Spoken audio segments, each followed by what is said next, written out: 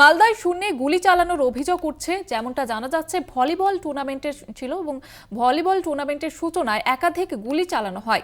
Video প্রকাশ্যে আসতে চাঞ্চল্য মানিকচকের নূরপুরে। আগ্নেয়াস্ত্রগুলি আটক মানিকচক থানার পুলিশের। যে ছবি আপনারা দেখতে পাচ্ছেন এই মুহূর্তে।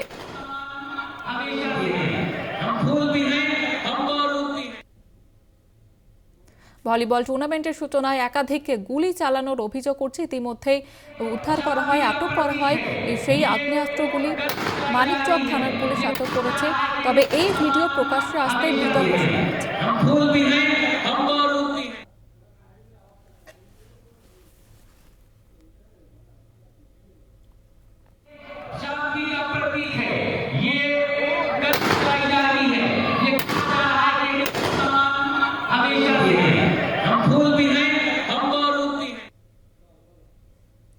যে ছবি আপনারা দেখতে পাচ্ছেন, সেই ভিডিও ইতিমধ্যেই ভাইরাল হয়েছে। তারপরেই বিতর্ক শুরু হয়েছে, যদিও ভিডিওর সত্যতা যাচাই করেনি কলকাতা টিভি।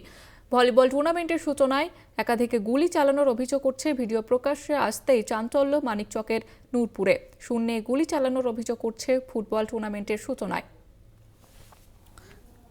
এ বিষয়ে কথা বলবো। টেলিফোন লাইনে রয়েছে প্রতিনিধি পরিতোষ সরকার। পরিতোষ, কি অভিযোগ করছে এবং পুলিশের তরফ থেকে কি পদক্ষেপ নেওয়া হয়েছে এখনো পর্যন্ত? একদমই জয়িতা, তোমাকে বলে রাখি যে ঘটনা সামনে এসছে মালদার মানিকচকের নূরপুর উচ্চ বিদ্যালয়। সেখানে একটি স্থানীয় ক্লাবের তরফে ভলিবল টুর্নামেন্টের আয়োজন করা হয়েছিল। আর যে টুর্নামেন্টের সূচনায় গুলি চালানো হচ্ছে আর এমন ভিডিও সামনে আসতেই একটা বিতর্ক সৃষ্টি হচ্ছে, যেখানে সরাসরি গুলি চালানো হচ্ছে, শূন্যে এই একাধিক গুলি ফায়ার করা হচ্ছে। আশেপাশে বেশ কিছু মানুষও দাঁড়িয়ে রয়েছে, যে সংখ্যাটা অনেকটাই মানুষের সংখ্যা রয়েছে, তার মাঝে এই ধরনের গুলি চালানোর ঘটনা রীতিমতো এলাকায় চাঞ্চল্য সৃষ্টি করেছে। তোমাকে বলে রাখি, একটি ক্লাবের যে ভলিবল টুর্নামেন্ট তার উদ্বোধনে এই ধরনের গুলি চালানোর ঘটনাকে কেন্দ্র করে রাজনৈতিকভাবেও শোরগোল পড়ছে। এই গোটা ঘটনাকে কেন্দ্র করে যেমন রাজ্য সরকারকে এবং যে শাসক দলকেও আক্রমণ করছে বিরোধীরা। এই ক্লাবের যে সভাপতি, তিনি স্বয়ং এই গুলি চালাচ্ছে এমনটাই জানা যাচ্ছে স্থানীয় সূত্রে। এই গোটা ঘটনার পর স্থানীয় মারফত যেটা জানা যাচ্ছে, যারা গুলি চালাচ্ছে তাদের পরিবারের নামে লাইসেন্স রয়েছে বন্দুকের, কিন্তু এই লাইসেন্স থাকা সত্ত্বেও যে ধরনের গুলি চালানো হচ্ছে, এই ধরনের খেলা উদ্বোধনে গুলি চালানো নিয়ে একটা প্রশ্ন তো উঠছে।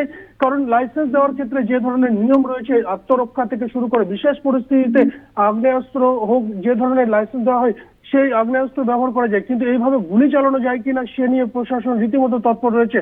প্রশাসন সূত্রে, পুলিশ প্রশাসন সূত্রে যেটা জানা যাচ্ছে, ইতিমধ্যে সেই আগ্নেয়াস্ত্রগুলি তারা উদ্ধার করেছে, তারা নিজেদের হেফাজতে নিয়েছে। পাশাপাশি এই গোটা ঘটনা খতিয়ে দেখা হচ্ছে। পুলিশ যেটা জানাচ্ছে, কি পরিস্থিতিতে তাদের নামে লাইসেন্স গুলি দেওয়া হয়েছিল, যাদের নামে লাইসেন্স দেওয়া হয়েছিল তারা কি গুলি চালাচ্ছে নাকি অন্য কেউ চালাচ্ছে, সেটি যেমন খতিয়ে দেখা হচ্ছে। তার পাশাপাশি এই লাইসেন্স যে আগামী দিনে বাতিল হতে পারে এমনটাও পুলিশ প্রশাসন মনে করছে। সমস্ত বিষয় খতিয়ে দেখছে পুলিশ। ধন্যবাদ জানাবো পরিতোষ।